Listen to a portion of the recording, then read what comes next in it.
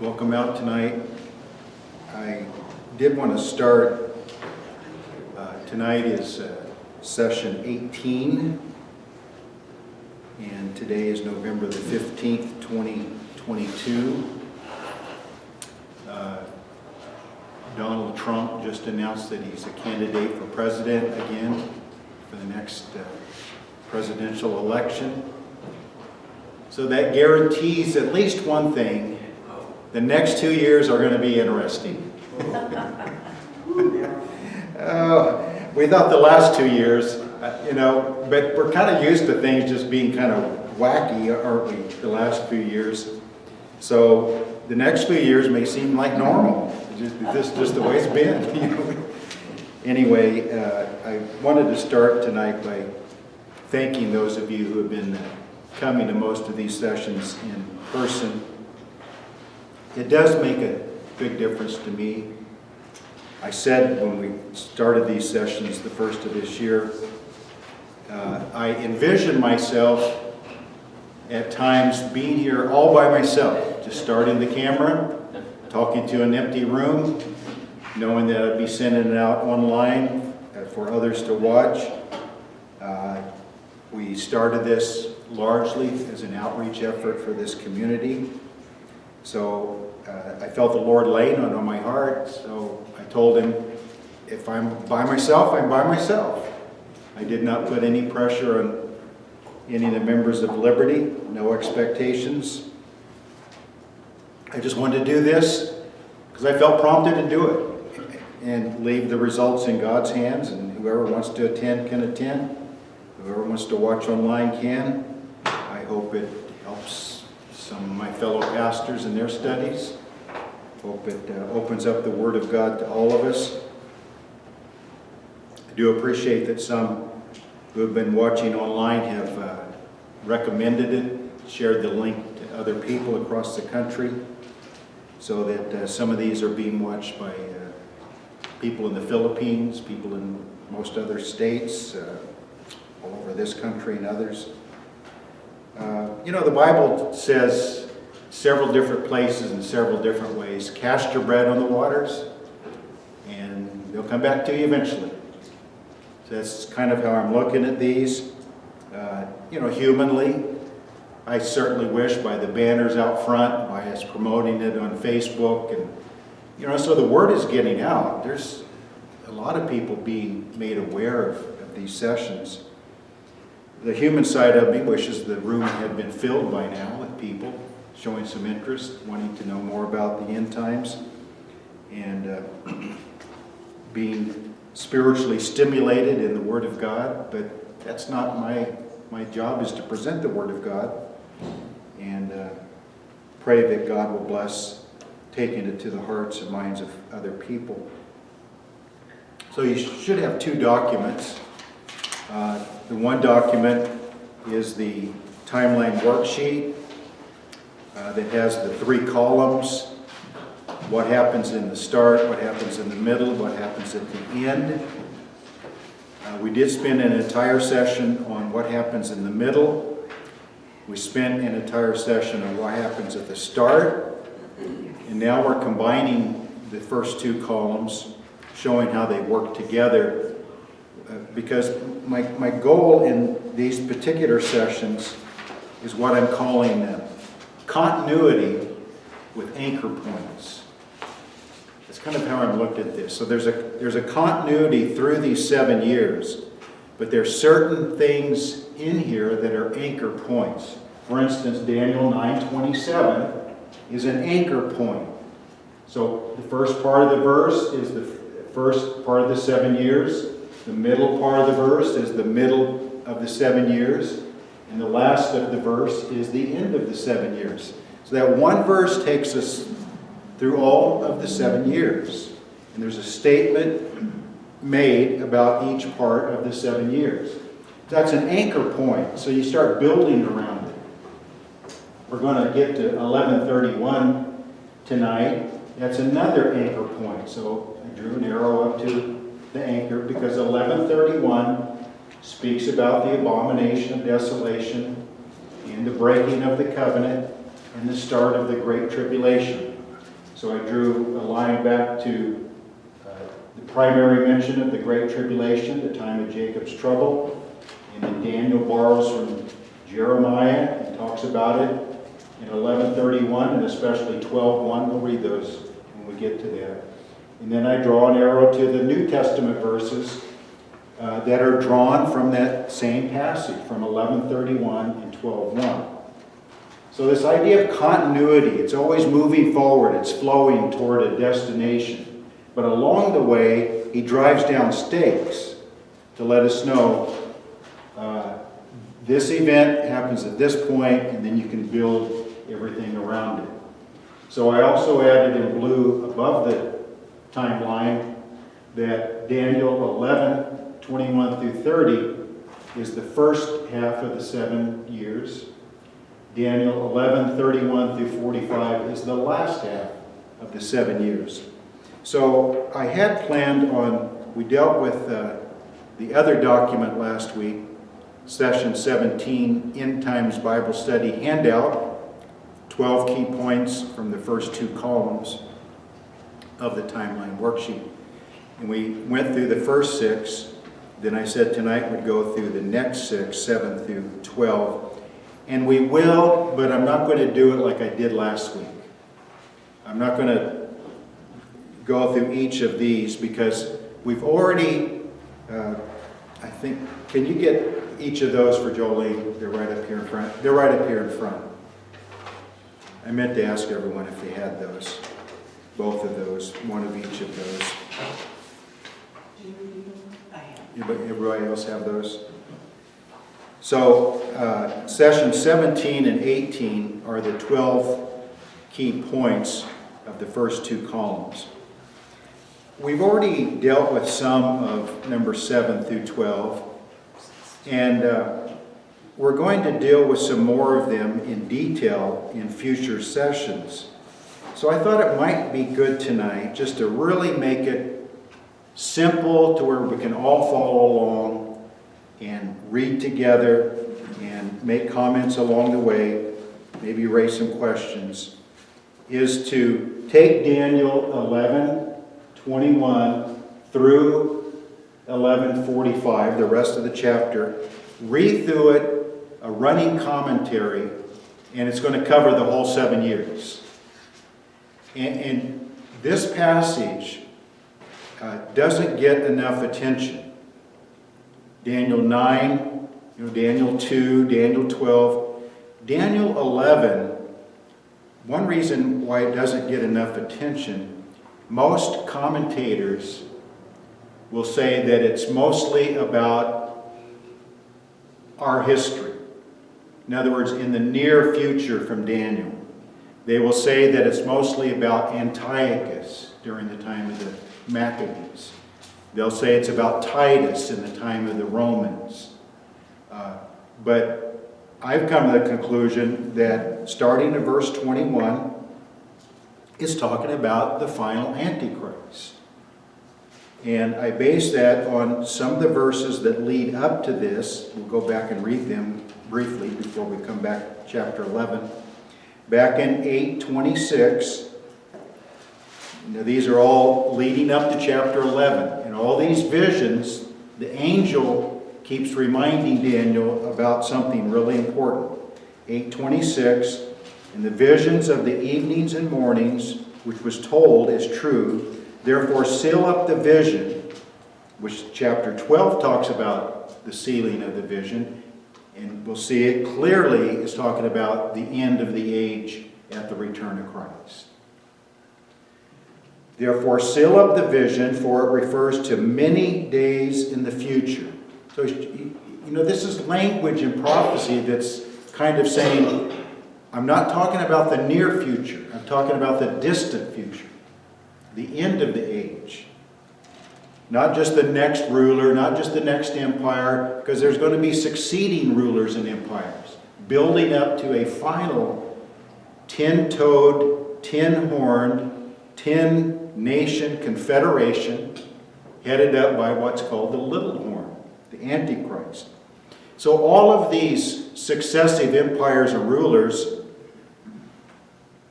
have some characteristics mentioned in chapter 11, but is trying to drive us to the final expression of a Gentile ruler and his empire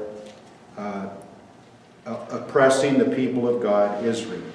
Now in chapter 10 and verse 1, in the 3rd year of Cyrus, king of Persia, we went through chapter 10 last session, a message was revealed to Daniel, whose name was also called Belteshazzar.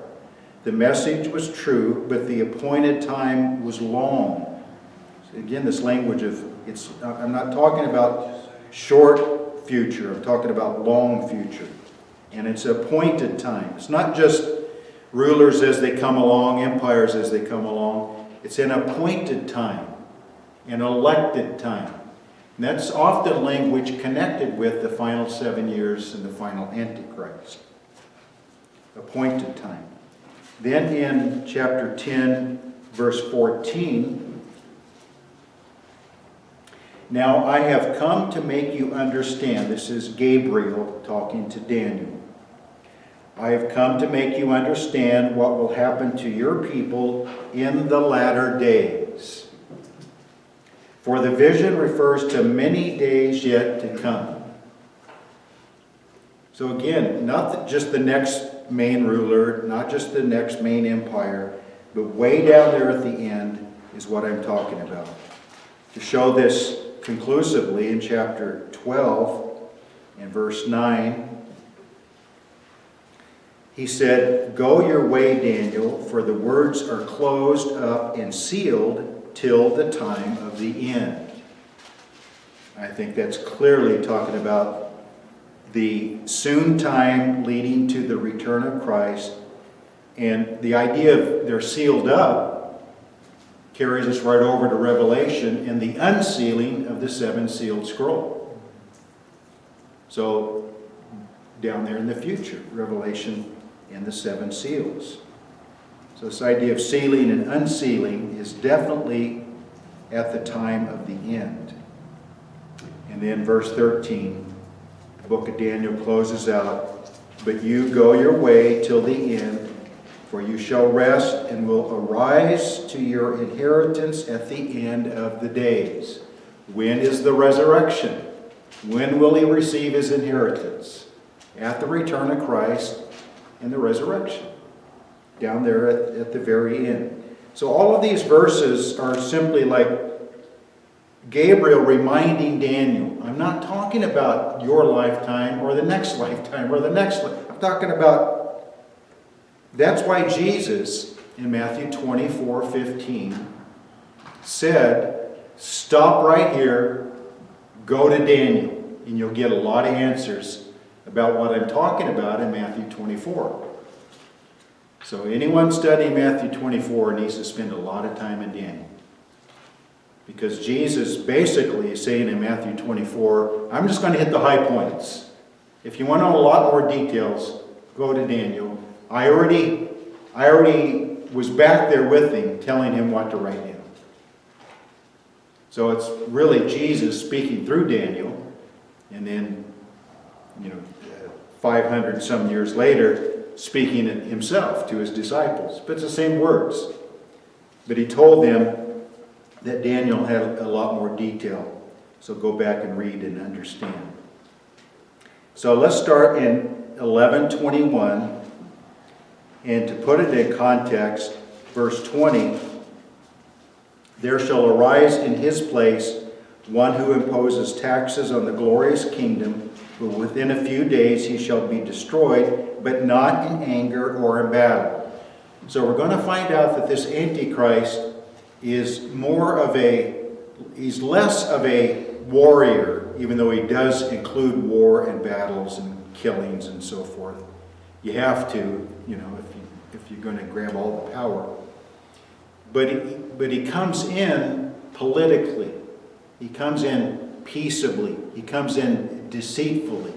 He comes in kind of an unknown figure. He's not a major world figure. He's not from royalty. Doesn't have a bloodline connection to a famous family.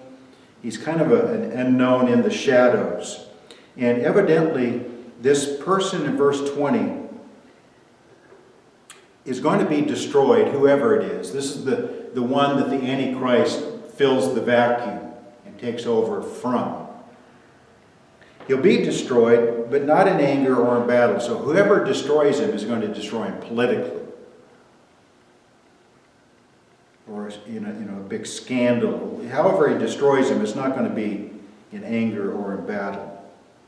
And in his place. Now here's where we start, the Antichrist. Shall arise a vile person. Now we've already been told earlier in Daniel, for instance, back in chapter 8 and verse 11, this is the little horn of chapter 8, verse 9, that many people try to make Antiochus or Titus or some other ruler leading up. But this little horn back in chapter 7, it's easy to make this little horn the Antichrist. And out of one of them came a little horn, which grew exceedingly great toward the south, toward the east, toward the glorious land. He grew up to the host of heaven, and it cast down some of the host and some of the stars to the ground and trampled them. This is kind of reminiscent of Revelation 12, when Satan is cast out of heaven and brings some of the stars with him, and he tramples on humans and on governments. It's that kind of language. He even exalted himself as high as the prince of the host. And by him the daily sacrifices were taken away, and the place of his sanctuary was cast down. That's the abomination of desolation. And the taking away of the sacrifices, that happens here in the middle of the week, where he breaks the covenant, stops the daily sacrifices, commits the abomination of desolation. But I'm really talking about his character. He exalts himself as high as the prince of the host. So back to chapter 11:21. In his place shall arise a vile person. So this is the Antichrist. He's full of pride, he's full of arrogance, but he's able to hide it in deceit. Then this idea of arise. What do you think of he rises up? Immediately, you should be thinking about Revelation 13:1. This beast out of the sea, that it says he rises up out of the sea. And he takes over these 10 nations. He takes over 3 of them, and then the other 7 give him his power willingly. Evidently 3 of them are kind of reluctant, so he has to be a little bit more forceful or political with them. But this beast rises up out of the sea. This is just Daniel's description of what John describes in Revelation 13:1. To whom they will not give the honor of royalty. He'll not be of royal blood or of noble blood or well-known or powerful nation. But he shall come in peaceably, but that's how he destroys the guy back in verse 20. He'll seize the kingdom. So he grabs hold of it as peaceably, but he sees an opportunity. He sees a vacuum. He sees a way to ruin this previous man, take over his position, and then from that build that coalition of 10 nations. So it is a seizing, but it's peaceable. That's how he starts. With the force of a flood, they shall be swept away from before him and be broken. At least 3 of them. And also the prince of the covenant, which is probably that man back in verse 20. See, he sweeps him away somehow. And after the league, see, this is called, as we'll see later, a holy covenant. In 9:27, he confirms a covenant. So the other places it's called a covenant because the word covenant in the Bible has like a holy connotation to it, a spiritual. It's from God. It's an agreement between God and humans. Covenant is a real special Bible word. But to him, it's much less than that. It's just a treaty. It's just a league. It's just an evil necessity. It's just a political requirement for me to get a foothold. So this prince of the covenant, verse 22, evidently was the one who got the process started. And now this vile person will be able to rise up, take his place, destroy him however it destroys him, and sweeps away this prince of the covenant and takes his position. And that's how he gets his foothold. After the league is made with him, he shall act deceitfully. So now that he's in, here's where his deceit really begins. This is why Jesus tells us to go to Daniel, because in Matthew 24, when it says he shall act deceitfully, Jesus brings this up 4 times. Be not deceived, be not deceived, be not deceived. All the way through Matthew 24, 4 times. Paul grabs a hold of Daniel making this statement and says in 2 Thessalonians 2 and 3, let no man deceive you by any means. So why does Jesus and Paul grab hold of what Daniel says, or Gabriel says to Daniel, and highlight it? Because this man will be the master of deceit. For he shall come up and become strong with a small number of people. So small nations, over there in the Middle East, all those nations surrounding Israel right now, many of them are small, they're kind of powerless. They may, be able to get a lot of financial support because they're mostly poor and they're described as being oppressed by the Jews and all that kind of stuff. So a lot of people give them money. But he's going to become strong, but he doesn't start strong. He becomes strong with a small number of people. Those three horns that he overthrows. And then the other 7, making 10 total. He shall enter peaceably. So he's going to be known first as a man of peace, even though Gabriel tells Daniel that underneath this peaceable person is a deceitful, vile person.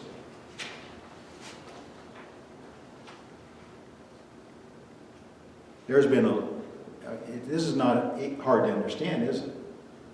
I mean, we're living in a time where many politicians have a great ability to make people believe that they're just the most wonderful person in the world. Then you find out later that they're creeps. Just the way it is, human nature. He shall enter peaceably even into the richest places of the province. So we're still in the first half, the first 3.5 years. And he shall do what his fathers have not done, nor his forefathers. He shall disperse among them the plunder. So as he's gaining his power, what does he do? What every good politician does. He starts buying people. He starts contributing to their charities. He starts contributing to their political runs for power. And so he gains a lot of friends that way. He shall disperse among them the plunder, the spoil, and the riches. He shall devise his plans against the strongholds, but only for a time. He shall stir up his power and his courage against the king of the south.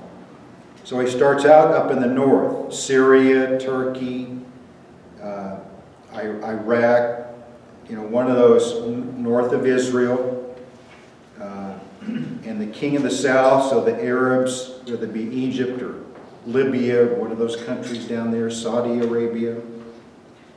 Because this is all built on, not to go into too much detail, but this principle is all built on when Alexander the Great died, his empire was divided among 4 generals. And the king of the north was Seleucid, and the king of the south was Ptolemy. And so the king of the north and the king of the south fought against each other all the time.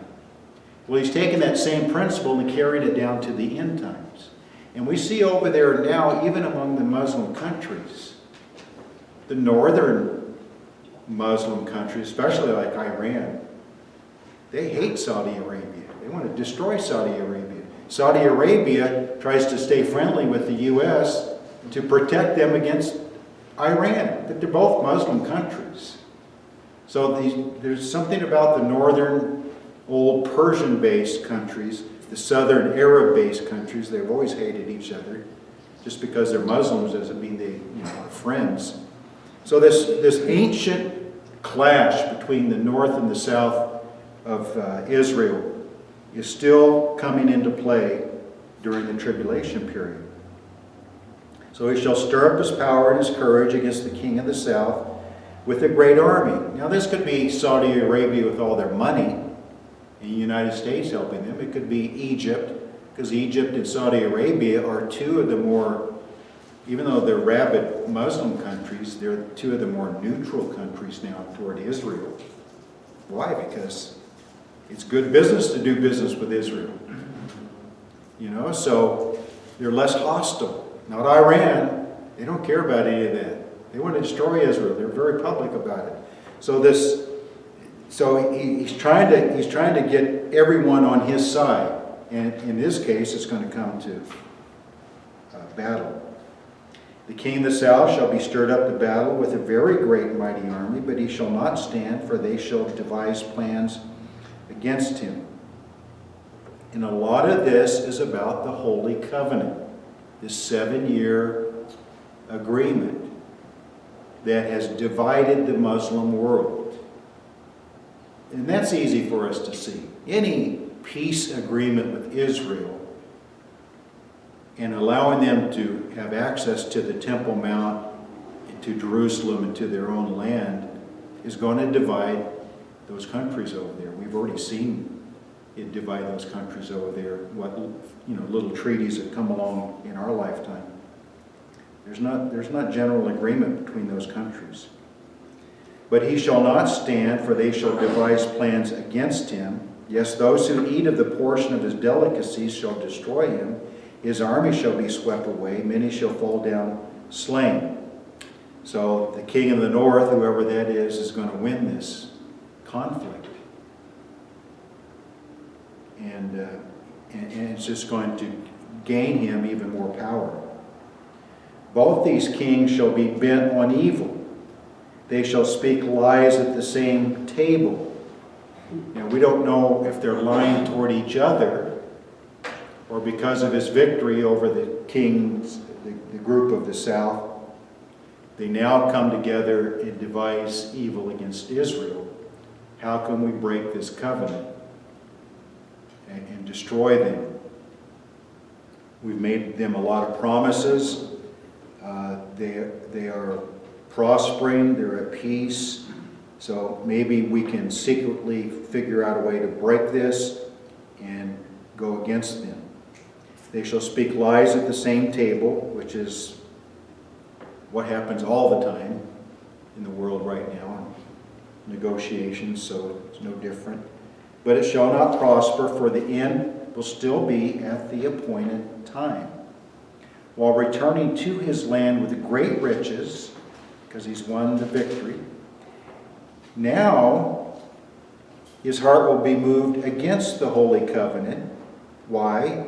Because now he's much more powerful, wealthier, has more influence in that whole region than he did when he started out. He hated the Holy Covenant right from the start, but he couldn't do much about it. He came into a covenant that was already in the process of being agreed to. He finds a way to overthrow the architect of that, gains his foothold, and begins in deceit. That's why it talks about deceitfully. Right from the start, he starts trying to figure out, how can I break this covenant? I hate it. So he shall do damage and return to his own land. But now he's gaining enough power and influence to maybe make an attempt. At the appointed time. That's really important, isn't it? See, he thinks he's manipulating all this. He thinks he's scheming, he's planning, he's plotting, he's working his way to break this covenant. It's God's appointed time. God's the one that set this 7 years up. God's the one that said this is what's going to happen right in the middle.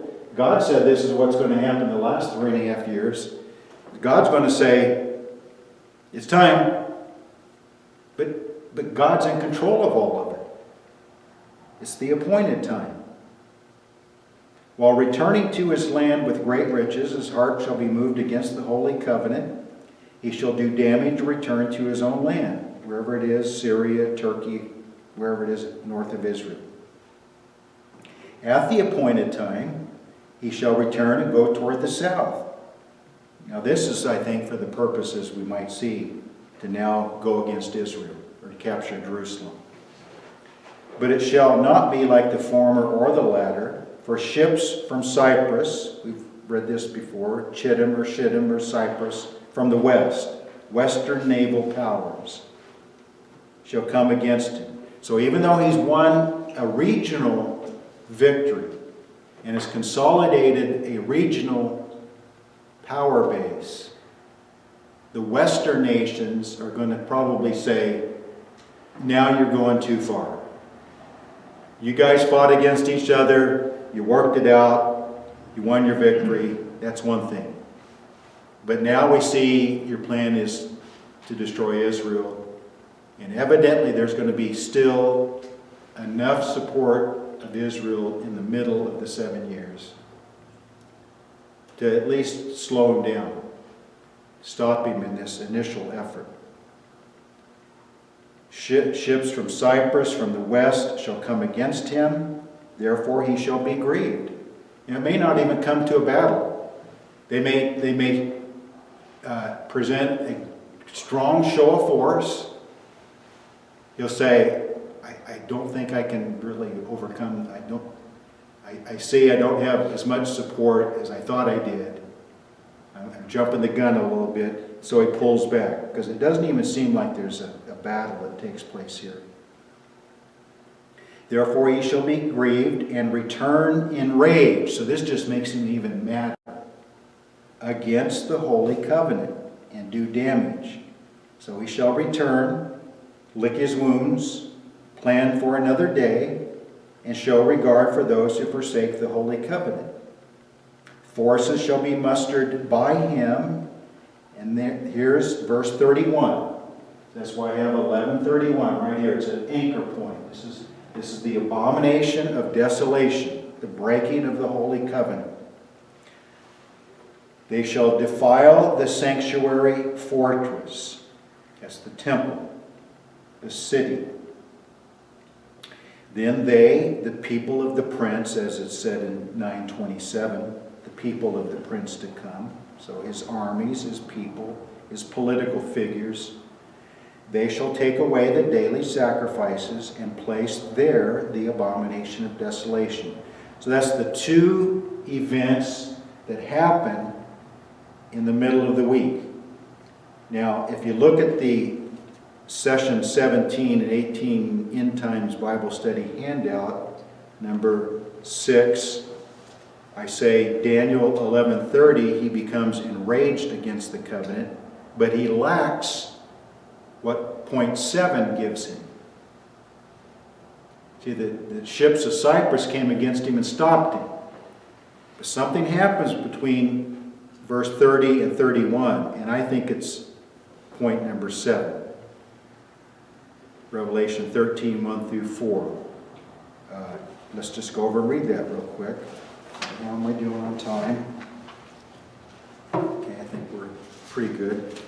Revelation 13, verse 1. I stood on the sand of the sea, and I saw a beast rising up. That's what we saw in Daniel 11:21.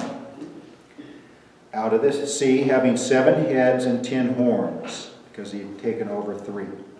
On his horns 10 crowns, on his heads a blasphemous name. The beast that I saw was like a leopard.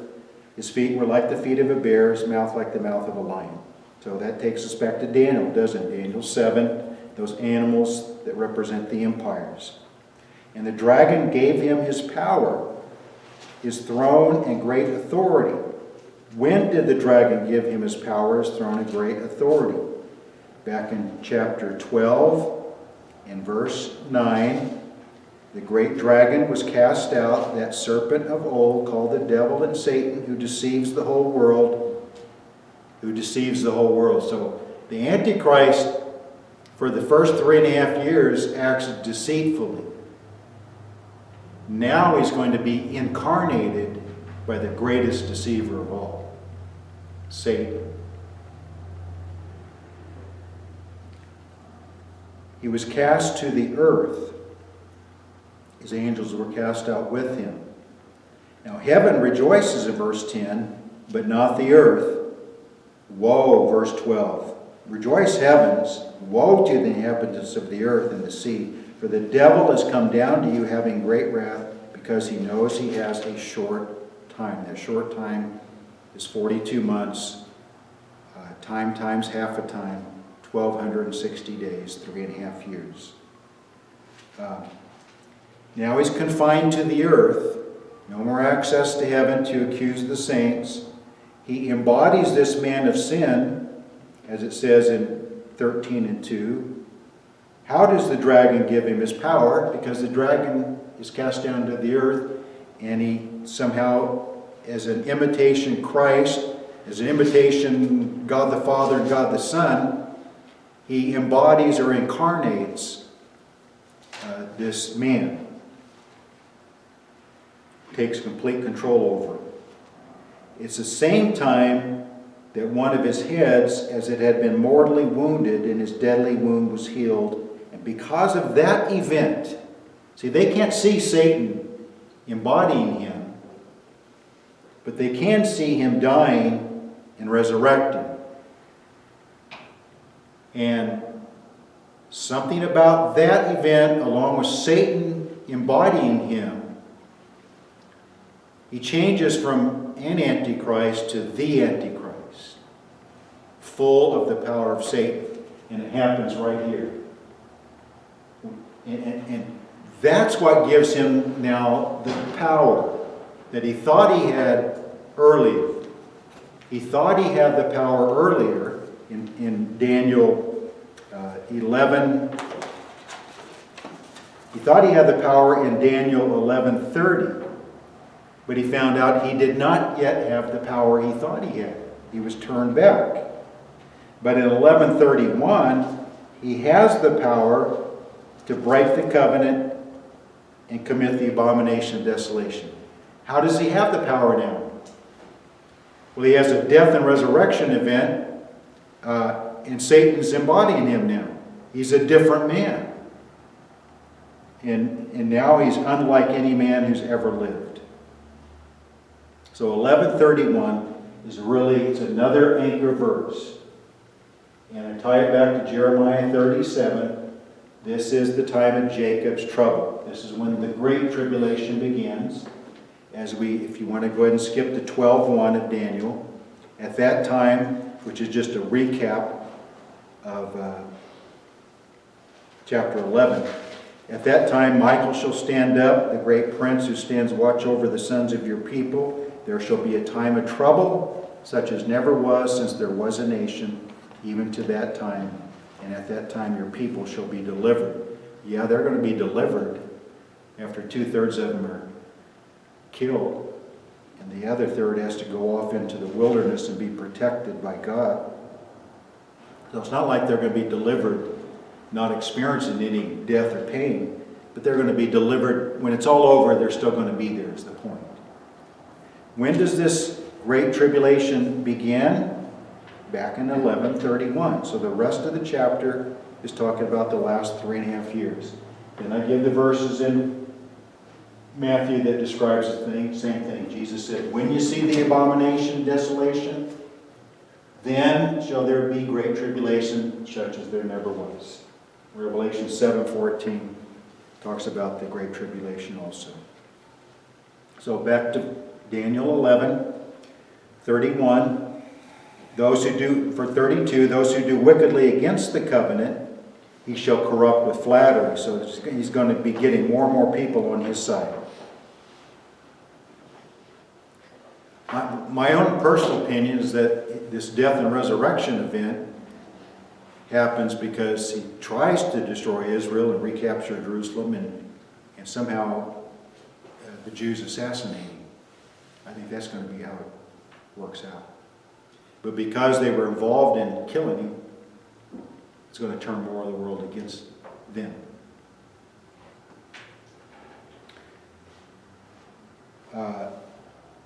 Those who do wickedly against the covenant, he shall corrupt with flattery, but the people who know their God. Okay, here's where the saints come in. Not Israel, but the saints, church saints. The people who know their God shall be strong, carry out great exploits.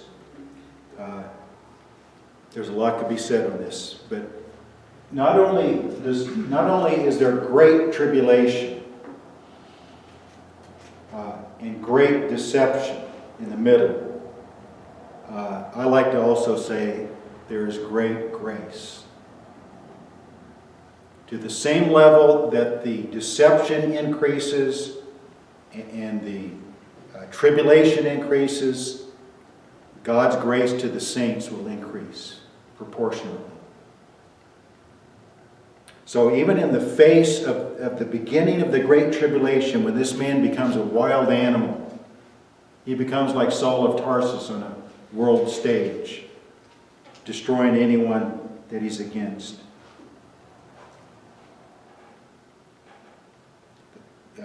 The people who know their God shall be strong and carry out great exploits. That doesn't mean they're going to be conquering him. They'll conquer him the same way the three Hebrew children conquered Nebuchadnezzar. We will not bow down to you, even if it means our death. And in many cases, it will mean their death.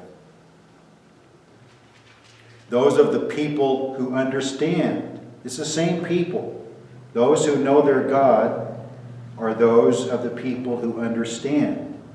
And that's that Hebrew word masculine that I've been talking about. Those who are wise, those who understand, those who know, those who... Don't you think just what we're studying, if we're alive when the abomination of desolation happens, don't you think that we will understand what's going on? And don't you think that God's grace will be sufficient to the need, and we will be, like I like to say, as bold as lions? We won't care if we are killed. What does that matter? We're going to get to go be with the Lord. We won't care. At that point, we won't care. Revelation 12 and 10 and 11, they overcame him by the blood of the Lamb, by the word of their testimony. They did not love their lives to the death. I really think it will be, the Bible talks about there'll be a great falling away. 2 Thessalonians 2:3. Okay, we like to talk about that. Okay, people are going to fall away from the truth. Okay, that's true. What's going to trigger that? This same event. A line will be drawn. You're going to have to make up your mind clearly, one way or the other. And so many are going to fall away because in many cases they never had it in the first place. It was on their lips but not in their heart. There's another falling away. It's a good one. Those of the people who understand shall instruct many, yet for many days they shall fall. But not falling away from the truth, falling in martyrdom. You're going to fall one way. Everyone who claims to be a saint is going to fall. Some are going to fall away, some are going to fall in death. A handful are going to make it through alive. But they shall fall by sword and flame, by captivity and plundering. Now when they fall, they shall be aided with a little help, but many shall join them by intrigue. So there's just going to be deceit all over the place, intrigue. You really don't know who's your friend, who's your enemy. It's just going to be really a tough time. Some of those of understanding shall fall. But what's the result? To refine them, purge them, and make them white. until the time of the end, because it is still for the appointed time. This is a part of the tribulation that I think is glorious, and a lot of people don't understand. Part of the purpose of the last 3.5 years is to prepare what is left of the church to be a bride adorned for her husband. Now, it doesn't mean people who've already died through the centuries won't qualify. But I really believe God wants a purified bride still alive on the earth before He comes. And I think the church will be as close to the description of Ephesians 25 as any time in her history during that last 3.5 years. So part of the purpose of the tribulation is to refine and purge and make white the saints until the time of the end, because it is still for an appointed time. The king shall do according to his own will. He shall exalt, I got to read quick. Magnify himself above every god, shall speak blasphemies against the God of God, shall prosper till the wrath, there's the wrath of God, has been accomplished. For what has been determined shall be done. God determined it. He thinks he's working it out. God's working it out. He shall regard neither the God of his fathers, nor the desire of women, nor regard any God. See, he's embodied by Satan. He's going to be unlike any man who's ever lived. We try to, what do all these mean? It just means he's not going to be a normal human being. He shall magnify himself above them all. It's just embodied by Satan. He's going to be out of control. He's going to be full of himself. But in their place, he shall honor a God of fortresses, a God which his fathers did not know. He shall honor with gold and silver, precious stones, pleasant things. Thus he shall act against the strongest fortress with a foreign god, whatever that means, which he shall acknowledge and advance its glory. That may be the image that is set up. The false prophet in Revelation 13 sets up an image of the beast that talks, and people are forced to bow down to it, worship it. This may be the God that is no one ever knew. It's a new one. He shall acknowledge, advance its glory, shall cause them to rule over many, divide the land for gain. At the time of the end, the king of the south. So they've had enough of him. Shall attack him.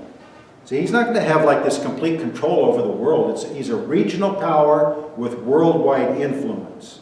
But there's going to be nations don't like what he's doing, and they're going to try to figure out a way to stop him. The king of the north shall come against him like a whirlwind, chariots, horsemen, many ships. He shall enter the countries, overwhelm them, and pass through, because he has the power of Satan directly with him. He shall also enter the glorious land, Israel, Jerusalem. Many countries shall be overthrown. Why Jerusalem? Because it's the city of God. It's the city of David, the city of Christ, city of Melchizedek. It's the holy city. And he wants Jerusalem to be his capital because he is an imitation, counterfeit Christ. He's trying to do what Satan did as Lucifer. To be like God, meaning he wanted the place of Jesus in the Father's eyes. And the Father wouldn't give it to him and cast him out. But he still wants it. And now he's trying to do it by sinful, deceitful power, evil. He's wanting to take what belongs to Christ. But these shall escape from his hand, Edom, Moab, and the prominent people of Ammon, because that's Jordan today, which is probably where the wilderness is that God's protecting his people down there in the southeast of Israel, on the other side of the Jordan and south. He shall stretch out his hand against the countries, the land of Egypt shall not escape. He shall have power over the treasures of gold and silver, all the precious things of Egypt. Also the Libyans and Ethiopians shall follow at his heels. But news from the east. Okay, now there's others. Is this Russia? Is this China? Is this Iran? India? Revelation talks about a 200 million man army from the east that kings of the river Euphrates is dried up to make way for the kings of the east. In Revelation, that's down toward the end of the 7 years. So this is where we are here. So news from the east and the north. So evidently, it's one of those things where he's so out of control that he's gone too far, that he's ruining the world economy and everything, even though with the mark of the beast, that the world went along with it for a while. But it's evident that he's gone too far. Shall trouble him, therefore he shall go out with great fury to destroy and annihilate many. And he shall plant the tents of his palace between the seas and the glorious holy mountain, the Jerusalem area. That's where he is in Revelation 19, when the heaven is open and Christ comes back on his white horse, grabs hold of him and casts him into the lake of fire. Yet he shall come to his end, and no one will help him. So chapter 12, verse 1 is kind of a recap of what we just read, a summary statement. And the thing that we want to point out that will lead us into our next session and trying to deal with the third column, what happens at the end. That may take a couple of sessions. The one thing I want to point out, just as we close this session, is that the tribulation that such has never been in 12:1 leads directly to 12:2 in the resurrection of the saints. So there clearly is in Daniel, it's one reason why Jesus kept saying, go read Daniel, you'll find out a lot, is that Daniel describes what I think the whole Bible describes, a single resurrection of saints at the end of the tribulation. Now, Daniel 12:2 is given those who hold to a pre-tribulation rapture, especially. It's really caused problems for them. So many of them have come up with the solution that the resurrection of Old Testament saints only are at the end of the tribulation. The resurrection of New Testament saints are at the beginning of the tribulation. You have an alarm set for 8 o'clock too, Gary? It's my wife's phone. Oh, okay. My alarm just went off. So I think I'm going to end that. That's a good transition passage. Maybe next session we'll start with Daniel 12:1 and 2. And we'll try to work through this third column and to spend a couple of sessions on what happens at the very end. Be able to close the year talking about the glorious return of Christ. I wore all black tonight because I knew I'd be talking about the Antichrist. Dark, ugly figure. But if you agree with me that verse 21 through 45 is all about him, it's the single longest passage in the Bible that talks about him. And it carries us all the way through the 7 years. So if you're going to be talking about this general subject, you're going to be talking a lot about this vile, despicable, deceitful person we call the Antichrist. And yet, God makes clear at the end of verse 45, he shall come to his end. And by the time he is killed, no one, it doesn't say no one can help him. It says no one will help him. He's burned so many bridges and destroyed so many people and countries and economies and all that, that by the time he is killed or captured by Christ, thrown in the lake of fire, the world, even this evil world is going to be sick of it. Now, we haven't even talked about where the 7 seals and the 7 trumpets and the 7 bowls of wrath fit into all this.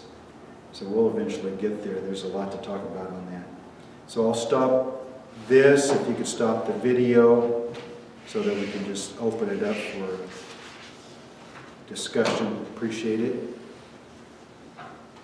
Gary's no longer showing up in his soccer coach clothes. No, He's showing up in his... I had another meeting tonight. A meeting? Yeah, Life is full of meetings. it is. As we used to